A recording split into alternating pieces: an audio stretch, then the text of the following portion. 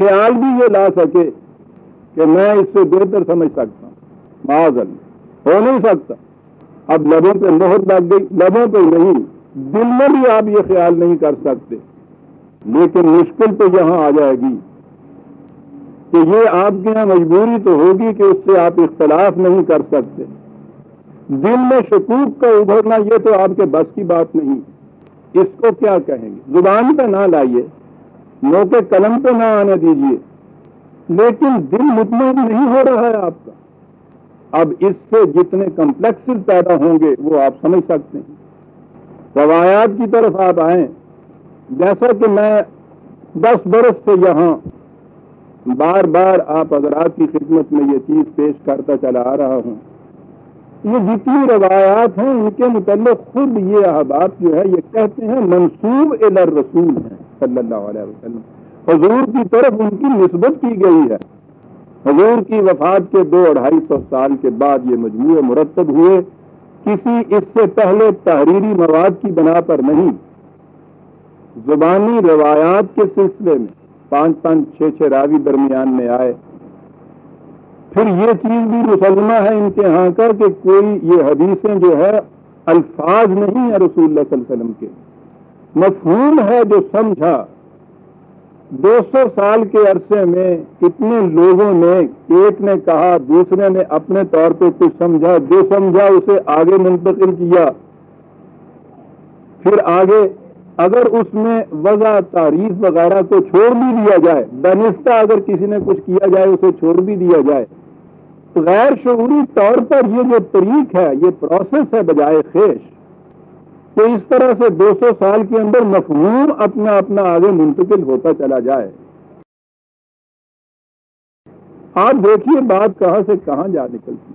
پھر ہر حدیث کے بعد یہ چیز کہنی ہوتی ہے، پہلے قال رسول اللہ صلی اللہ علیہ وسلم، آخر میں کہا جاتا او کما کان رسول، یہ یا جس طرح حضور نے فرمایا ہو، پوزیشن یہ ہے ان کی۔ لیکن ان میں سے کسی بات کے متعلق کچھ کہیے تو یہ کہ یہ رسول اللہ صلی اللہ علیہ وسلم کے ارشاد کا انکار ہے، بڑی زیادتی۔ وہ حضور کے کسی ارشاد کا انکار نہیں کر رہا، وہ کہہ یہ رہا ہے کہ اس ارشاد کی، اس قول کی نسبت حضور کی طرف صحیح نہیں ہے، اور اس کے لیے وہ دلیل دیتا ہے۔ یہاں سب سے پہلے جو روایت میں بات آئی یہی چیز، قال اولم تؤمن قال بلا، کیا تم ایمان نہیں لاتے؟ انہوں نے کہا کہ ہاں لیکن میں اطمینان چاہتا ہوں۔ اب اس میں روایت میں یہ بات آئی کہ نبی اکرم صلی اللہ علیہ وسلم نے فرمایا کہ ہمیں ابراہیم سے بھی زیادہ شک کرنے کا حق ہے، جب اس نے کہا تھا کہ رب ارنی کیف تحیی الموت، شک کرنے کا حق ہے۔ یہ یہاں سے یہ ہو گیا مظلم کہ ابراہیم علیہ السلام نے شک کیا تھا اس میں، وہاں کرسی رکھی ہے شیخ صاحب دروازے پہ، ابراہیم علیہ السلام نے گویا اس میں شک کیا تھا۔ خدا کے ایک ایسے اولو العزم پیغمبر کے متعلق یہ چیز کہ اس نے اس بات میں شک کیا تھا کہ خدا مردے کو بھی زندہ کر سکتا ہے یا نہیں۔ ایمان بالآخرت تو ایک ادنا سے ادنا مسلمان کے لیے بھی شرط ہے ایمان کی، موت کے بعد کی زندگی۔ اس بنیادی چیز کے اندر ایک عظیم پیغمبر کو، رسول کو شک گزرتا ہے۔ ایک رسول کو تو شک گزرا، اور حضور خاتم النبیین صلی اللہ علیہ وسلم انہوں نے فرمایا کہ ہمیں شک کرنے کا ان سے بھی زیادہ حق ہے۔ اگر انبیاء کرام علیہ السلام کی کیفیت یہ ہو جائے کہ وہ دین کے اتنے بڑے بنیادی اصول کے متعلق شک کرنے لگ جائیں، ایمان کی جو بنیادی جز ہے، حصہ ہے جس کے بغیر کوئی شخص مسلمان نہیں ہو سکتا، ایک پیغمبر شک کرنے لگے، دوسرا پیغمبر ان کے شک کی تصدیق پہلے کرے کہ انہوں نے کیا تھا، پھر اپنے متعلق ہے ہمیں ان سے بھی زیادہ شک کرنے کا حق حاصل ہے۔ یہ شک کی بات کس کے متعلق کہی جا رہی ہے؟ یہ ہے 260 آیت، یہ 258 آپ کے سامنے گزر چکی ہے۔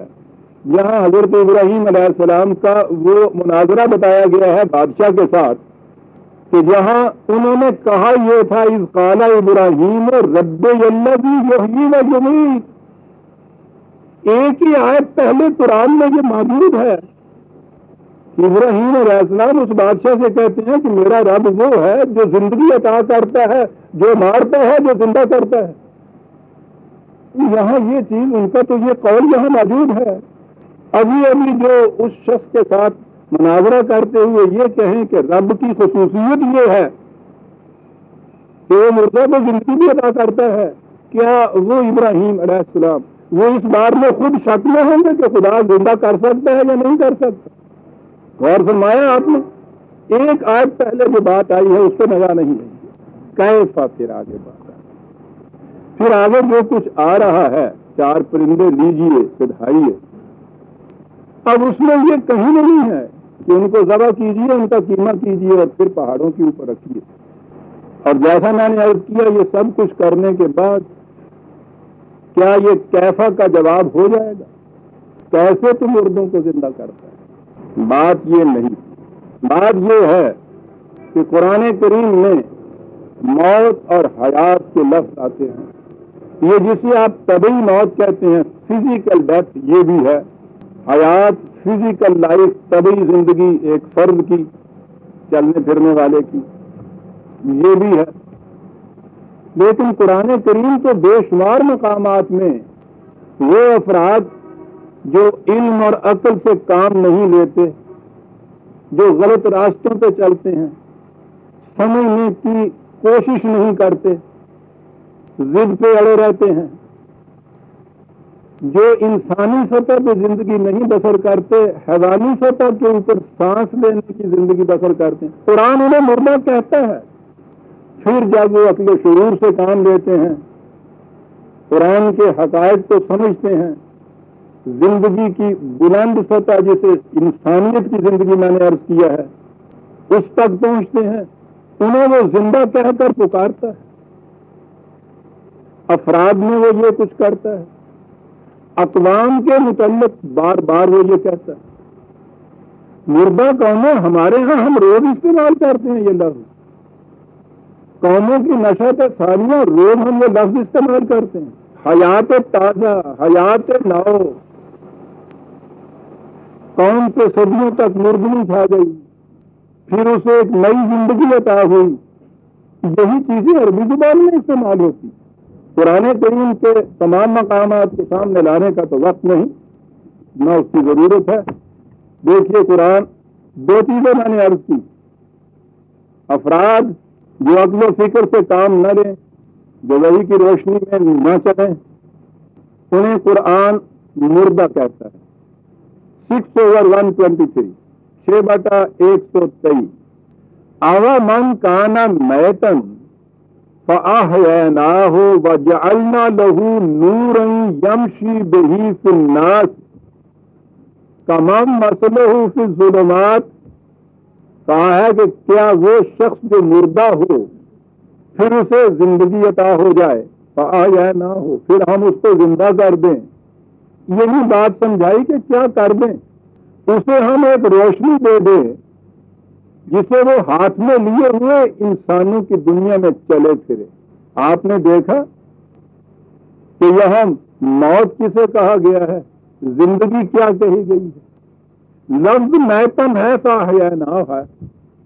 اب اگر ہم مانو وہی ایک ہی لیں، physical death and physical life, تبھی موت اور تبھی زندگی، یا وہی چیز ہو جائے گی کہ سچ مچ کا ایک مردہ، اے ڈیڈ باڈی، پھر اس کو ہم زندہ کریں، پھر اس کے ہاتھ میں ایک دیا دے دیں تو روشنی دے دیں، پھر وہ اس سے چلے پھرے، بات تو نہیں ہے یہ۔ اس وحی کی شمع کا ہاتھ میں نہ ہونا اسے موت قرار دیا گیا ہے، افراد کی بھی، اقوام کی بھی، اور اس لیے کہ آگے خود ہی کہا تمام مسئلہ فی الظلمات، کیا یہ اس کے برابر ہو جائے گا جو تاریکیوں میں پھر رہا ہے؟ تاریکیوں میں چلنے پھرنے والے سانس لیتے ہیں جسے آپ طبعی زندگی کہتے ہیں، ہر عنوان سے وہ اس معیار پہ پورے اترتے ہیں، زندہ ہیں۔ قرآن انہیں زندہ نہیں کہتا، اس کے نزدیک تاریکیوں میں چلنے والے زندہ نہیں کہلاتے، وحی کی روشنی میں سفر حیات طے کرنے والے یہ زندہ کہلاتے ہیں۔